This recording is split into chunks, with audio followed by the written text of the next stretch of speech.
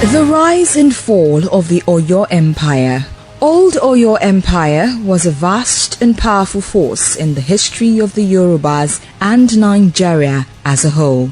This great empire was established in the 15th century by Oromiyan, the grandson of Oduduwa, known as the father of the Yorubas. There are many myths and legends associated with the foundation of the empire and the infiltration of Oduduwa into Ile-Ife.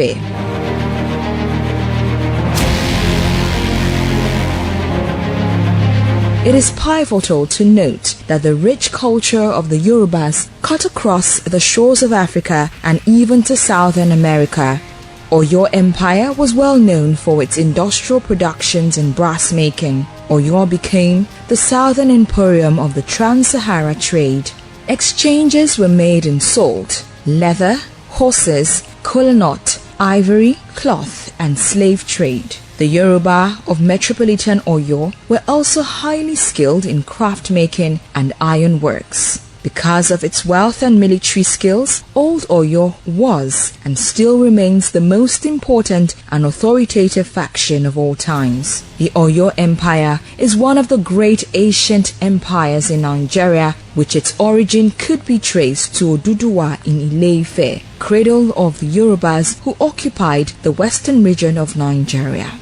The geographical advantage and the protection of the trade route played significant roles in the rise of the kingdom. Importation of horses formed the basis of political power of Oyo during the reign of the king known as Alafin Oronipoto, whose military powers improved the leadership and values of Oyo warriors. The commander-in-chief of the army's abode is strategically located at the frontal province to enable basically uninterrupted defense from any foreign attack. Hence, Oyo became very powerful and conquered kingdoms around, such as Nupe, Sabe, and built empires and expanded southward. Alafin was and is still the head of the Empire of Oyo, but there was a system of checks and balances to prevent the Alafin from becoming too powerful. The Oyomesi, the Supreme Council of State, and the Ogboni Society are the two groups acting as limitation on the powers of the king. The king could not be disposed, but could be asked to commit suicide if he is no more wanted.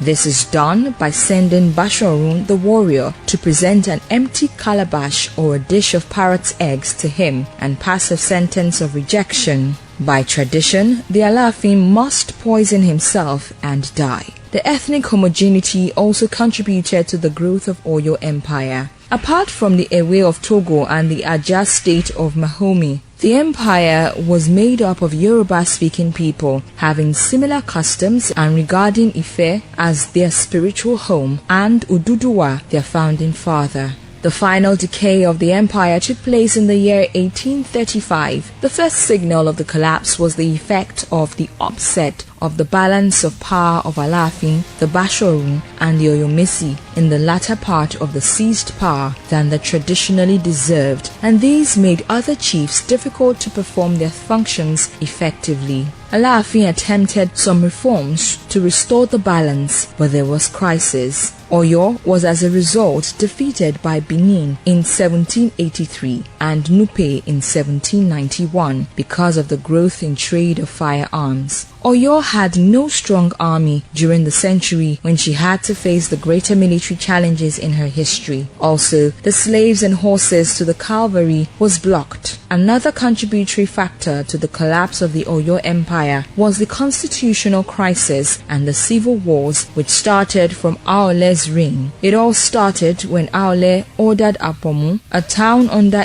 Ife, to be attacked. This was contrary to the oath taken by Alafin on its coronation that he would never fight Ife and its neighbor with the sword. More so, Aole ordered Iwafe, a fortified refuge. The effect of this was unhappiness and poverty for the metropolis during the reign of Aole, who reigned for 7 years. He was eventually asked to commit suicide. Moreover, Aole was succeeded by Adebo, who reigned for 30 days. Later, Majofu ascended the throne. The resulting effect of the crisis was the collapse of the central authority, and visual states looked for opportunity to declare independence. Afonja declared disintegration of Oyo Empire because it happened when expansionist empire increased in the northern frontiers. Therefore, the Fulani invasion became an important factor to note. The Fulanis established a strong base in Ilorin when Alimi led, maneuvered and defeated Afoja, which speeded up the process of the disintegration of Oyo Empire.